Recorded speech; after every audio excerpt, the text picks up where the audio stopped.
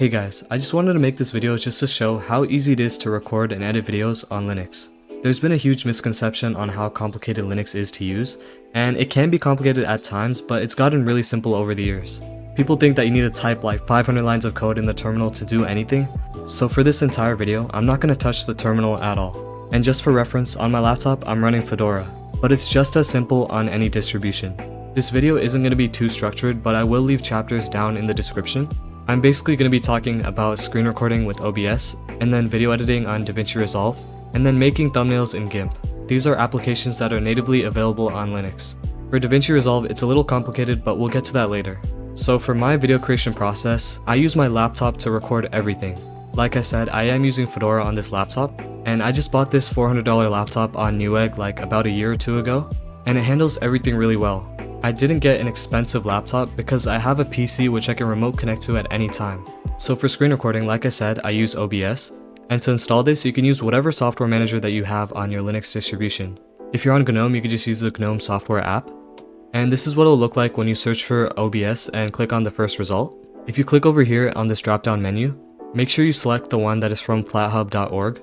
I usually choose the Flatpaks from here instead of the Fedora Linux repository, just because the FlatHub is more widely used, so it's probably going to get the most updates.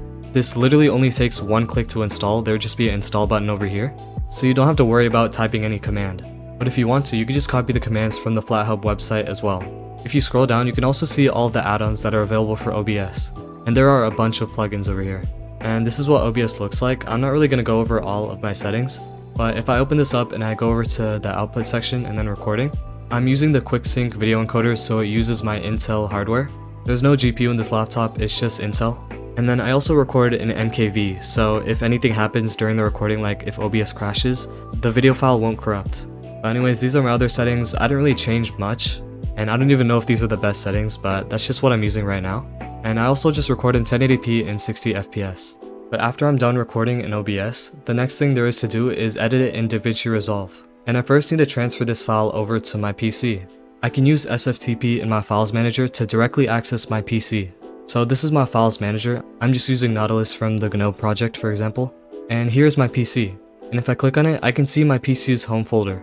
This is all remote, but I can access it all from my normal file manager. I can just make a folder like just test, and then I can paste my video directly here, and whatever other project files that I need to edit. It's just a really convenient thing to have. And if you want to know how to set up something like this, all you need is an SSH server, but I could make a video going in depth on how to do this. But anyways, now let's go over the video editing process on my PC. Here is my desktop PC, and I'm remotely connected to it using Sunshine and Moonlight. And I made a video on that before, but that was for Windows PCs, but Sunshine does work perfectly fine on Linux as well. But anyways, on my PC, this is where I do all of my video editing, and I primarily use Davinci Resolve. However, using Davinci Resolve on Linux is a little bit complicated. And I did say that Davinci Resolve is natively supported on Linux, which it is, but there are two main problems. The first problem is the installation. Installing Davinci Resolve just with their installer is quite difficult because there are a bunch of dependency issues and things like that. And the second issue is that it doesn't support the normal video codecs that we use, like H.264 or HEVC. Since this application is free and proprietary, they legally can't include support for codecs like H.264 without a license, which does cost money for them. But there are very simple ways to get around both of these issues. Now, the distribution I'm using on my desktop PC is Nobara Linux. Nobara Linux is based off of Fedora. And I mentioned Fedora a lot in this video because it's genuinely one of the best distributions of Linux. I know it sounds like I'm overhyping it, but it just works. And another reason I installed Nobara Linux is because the NVIDIA drivers come pre-installed with this distro. If you have an NVIDIA GPU, you might know that Linux doesn't really work well with NVIDIA GPUs right out of the box. This just handles everything for you. It's just something you don't have to worry about if you install this distro. So to actually install Davinci Resolve on your computer, the Nobara project has actually included their own helper. This will handle all of the installation and things like that. It's honestly super useful, and I didn't really know about it before when I installed this distribution for the first time. I actually tried using Davinci Helper, which is another tool that's only available for Fedora-based distributions, but I was actually using the outdated version because I didn't know there was a fork that actually supported Fedora 43, so I had a really hard time setting up Davinci Resolve. But anyways, if you're not using Nobara Linux and you are using something that's based on Fedora, you could just download this application instead. All you need to do is go to the link in the description and then head over to their releases, And then you would just download this RPM file.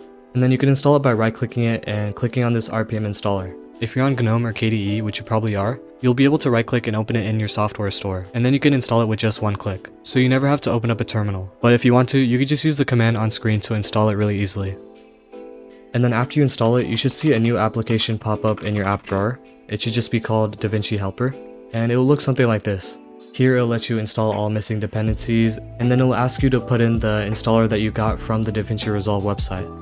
But if you are on Nobara Linux and you want to use the way that is included with the distribution, you can just search for the welcome app that shows up when you install the distro for the first time. And then when you head over to the optional steps, you should see this space here for Davinci Resolve. And then when you launch this, it'll ask you to put in whatever zip file you got from the Davinci Resolve website. And then everything should install perfectly fine. And I have it running over here. This is what Davinci Resolve looks like. My GPU and stuff was recognized. I haven't faced any bugs while using this at all. Now about the codec issue, the easiest way is to convert your videos with FFmpeg. This is a command line utility, but you can just download a script that does everything for you.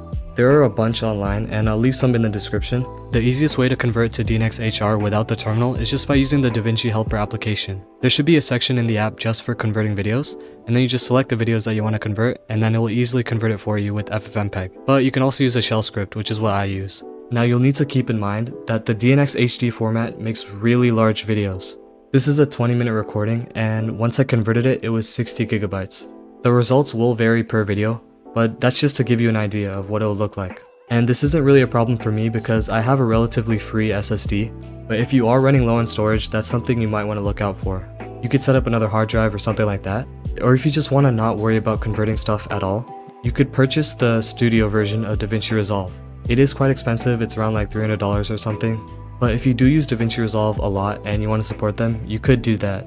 And another option that you might want to look at is using Kdenlive. This is an open source video editor that is made by the people that created KDE, which is the desktop environment I'm using right now. And I've tried to switch to that, but I just feel like there's more features on Davinci Resolve that I just can't leave. However, if Kdenlive is enough for you, I highly recommend just using that. It's a lot more lightweight to run, and you don't have to worry about codecs at all since it's open source and it will support any codec. So that's just another option. But after I'm done with all of my video recording and editing, I back up everything to my NAS, even the Davinci Resolve project files. So whenever I'm done editing, I would go over to the File tab and then click on Export Project, and then I would save this directly to my NAS. I haven't been doing this for very long, but I mounted my NAS to my PC, and I save all of my footage and video editing projects on here. It's always good to back up your stuff, and I like to do it locally. And if I ever need to revisit any one of my project files like my thumbnails or my videos, I can just easily check my NAS and then open up the project file.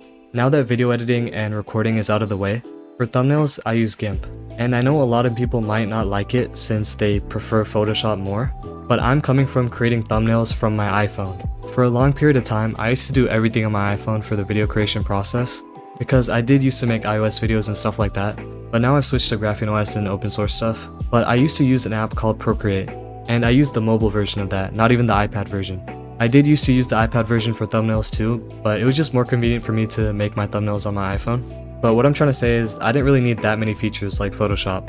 And I'm not saying my thumbnails were bad back then, it's just GIMP is just so much more of an upgrade compared to that app. So if you do want to use GIMP, it is open source and free, so I do recommend checking it out. But if you really do need Photoshop, you could use something like Winboat, which I talked about in a previous video.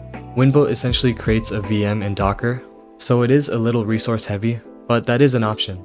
And it will look like the app is natively running on your machine too. Or you could also wait for Wine to fully support Photoshop, although that might take some time. Someone got it working under Wine and pushed their fix to GitHub, however it's not in the main Wine release yet, so it is a bit of a workaround to get that working. But I'll leave a link to that in the description as well. But anyways, this is just where I make all of my thumbnails, and whenever I need to export, I'll go to File and then Export As, and I'll export it as a PNG or JPEG, but I'll also click on the Export button to export the project file, because it's always useful to have access to my previous thumbnail project files, if I ever need any specific asset or something like that. And once again, I'll back all of this up to my NAS. But anyways, that basically covers my entire video creation process on Linux. If you have any questions or you run into any problems while trying to do this, please let me know in the comments below. And if you enjoyed this video, please leave a like and subscribe. I would greatly appreciate it. I'll see you guys in the next video.